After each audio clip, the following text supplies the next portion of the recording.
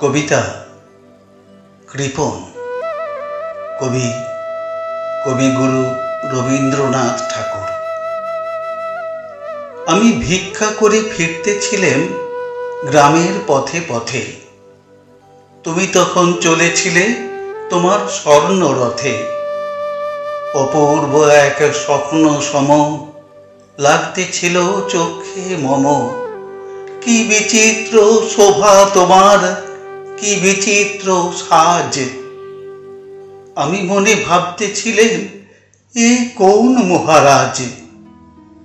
আজি শুভক্ষণে রাত পোহালো, ভেবেছিলেম তবে আজ আমারে দাঁড়ে দাঁড়ে ফিরতে নাহি হবে।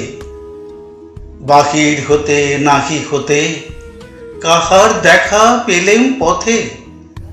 চলিতে রথ ধনধান্য ছড়াবে দুই ধারে।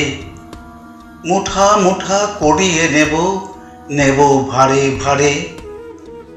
দেখি সহসা রথ থেমে গেল আমার কাছে এসে।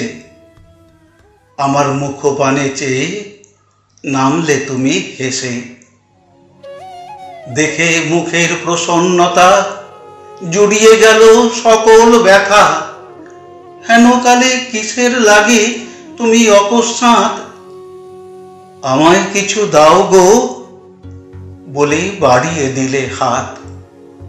মরি এ কি কথা রাজাধিরাজ, আমায় দাও গো কিছু। শুনে ক্ষণকালের তরে রইনু মাথা নিচু। তোমার কি বা অভাব আছে ভিখারি ভিক্ষুকের কাছে?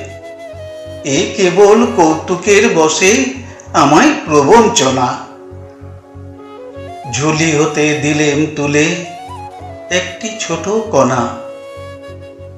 যবে পাত্রখানি ঘরে এনে উজাড় করি, একই ভিক্ষা মাঝে একটি ছোট সোনার কণা দেখি। দিলেম যা রাজ ভিখারি রে, স্বর্ণ হয়ে এলো ফিরে। তখন কাঁদি চোখের জলে দুটি নয়ন ভরে। তোমায় কেন দিইনি আমার সকল শূন্য করে?